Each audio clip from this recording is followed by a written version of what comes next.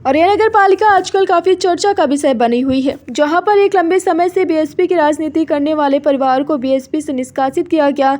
जहां पर बड़े भाई रामजी शुक्ला बीएसपी से विधायक रहे और बीएसपी से राज्य भी। वहीं लालजी शुक्ला एवं रामजी शुक्ला का परिवार हमेशा 2001 से राजनीति में आने के बाद बीएसपी से ही रहे हैं। लालजी शुक्ला का कहना है कि पार्टी द्वारा निष्कासित करने पर पार्टी का निर्णय सर्वमान्य है, जहाँ बीएसपी द्वारा उतारे गए प्रत्याशी के साथ जनता का समर्थन नहीं नजर आ रहा है। वहीं बीएसपी के लोगों ने कहा, आप आइए, जिसको लेकर जनता एवं कार्यकर्ता मेरे साथ है। वही राजनीतिक नगर पालिका से गहरा रिश्ता रहा है। 2012 के नगर पालिका के द्वारा आरक्षण किया गया तो मेरे घर में ही एक कार्ड था। मेरी भाभी नरेंद्र कौर को चुनाव मैदान में जनता की मांग को लेकर उतारा था, जिसमें उनकी जीत हुई है। 2017 के चुनाव में आरक्षित सीट होने पर जनता ने मांग की, आप किसी प्रत्याशी को उतारिए, तो मैंने गायत्री देवी को चुनाव लड़ाया, जिसमें गायत्री देवी को विजय हासिल हुई। उसके बाद नगर पालिका अध्यक्ष प्रतिनिधि के रूप में मेरे द्वारा फोन से कार्य देखा गया,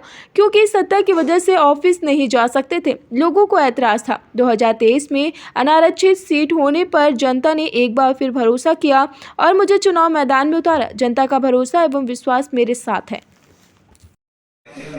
ऐसा कुछ नहीं, पार्टी का अनुशासन है कि ऊपर से हाई कमान से बहन मायावती जी के द्वारा जो कैंडिडेट, जो प्रत्याशी निश्चित किया गया, तो निश्चित तौर पर उसी को लड़ना था।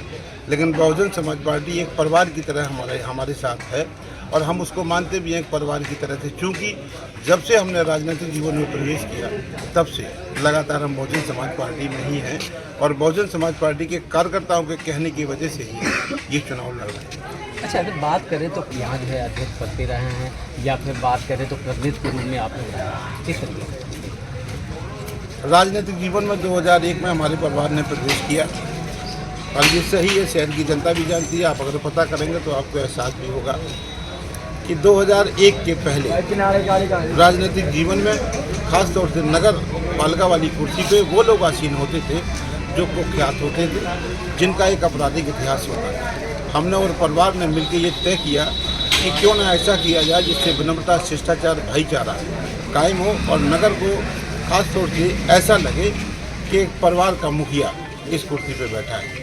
ये प्रयास किया और ईश्वर के आशीर्वाद से ये प्रयास सफल हुआ और आज इसी की वजह से जो हम ऐसा मानते हैं कि विनम्रता, शिष्टाचार, घुलनशीलता, लोगों के सुख दुख में आना जाना और लोग अपना परिवार का ही हमको समझते हैं। ये अलग बात है कि अध्यक्ष के तौर पे देखा जाता है, परिवार का मुखिया ही हमको समझते हैं और इसी कारण से, इसी वजह से हम और हमारा परिवार नगर पालिका की कुर्सी पे जनता के आशीर्वाद की वजह से आसीन होता रहता है। कुछ लोग ऐसा आरोप लगाते हैं कि कब्जा किया। देखिए, कब्जा करने की जगह नहीं है, इसमें निश्चित तौर पर जनता के आशीर्वाद की आवश्यकता होती है।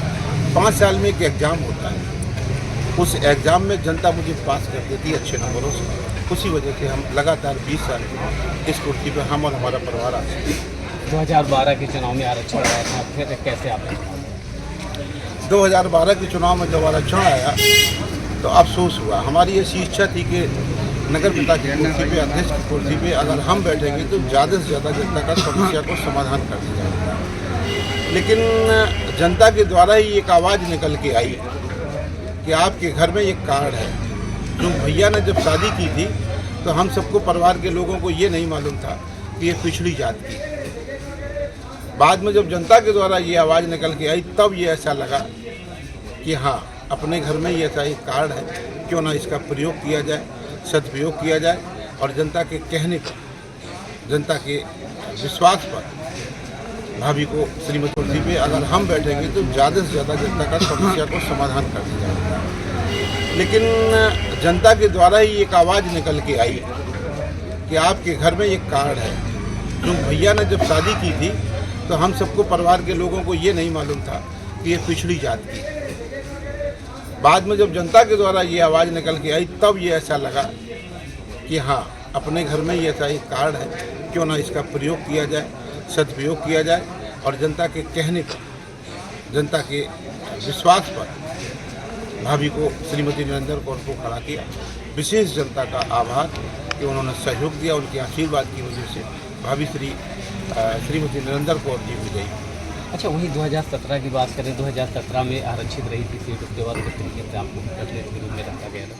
2017 का भी आरक्षण था, तो आरक्षण में जो लोग जो प्रत्याशी खड़े हुए, कहना नहीं चाहिए, अगर हम कहेंगे तो अजीब सा लगेगा, नगर के लोगों ने ही कहा कि सीट पे गलत लोग बैठ जाएंगे और नगर पालिका जो कि एक पवित्र मंदिर की तरह होता है, इस पे शराब की बोतलें खुलेंगी, यहाँ पे उत्पात होगा, शहर का माहौल बिगड़ेगा। क्यों नहीं एक बार फिर आप अपना प्रयोग करें और जनता के कहने पर, जनता के आदेश पर एक प्रत्याशी श्रीमती गायत्री देवी को खड़ा किया और उनके आशीर्वाद की वजह से श्रीमती गायत्री देवी विजयी हुई। अध्यक्ष प्रतिनिधि के तौर पे एक बार फिर हमें 5 साल जनता की सेवा करने का मौका मिला। अब 2023 चल रही है, 23 में आप कितने समय जो है प्रत्याशी हैं, किस तरीके से आप जनता के? ये हमारा मानना ये था कि 17 और 22 के बीच में विशेष तौर से जो भारतीय जनता पार्टी की सरकार आई, तो या ये कह लो कि इनका तरीका अलग होता है, तो इनके तरीके में ही 5 साल हम नगर पालिका में जितना हमें समय देना चाहिए था बैठ के, उतना हम समय नहीं दे पाए, क्योंकि प्रशासन का लगातार प्रेशर था, प्रशासन का लगातार दबाव था कि आप चूँकि नगर पालिका में अध्यक्ष नहीं है तो आप नगर पालिका में नहीं बैठेंगे। लेकिन एक तरफ जनता ने अपने विश्वास पे श्रीमती गायत्री देवी को जिताया था, तो जनता की जो भी समस्याएं थी उनका समाधान भी करना था, तो मोबाइल के माध्यम से जितना हो सका उतना समस्याओं को समाधान किया और बाकी जनता के सुख दुख में आने जाने का प्रयास किया।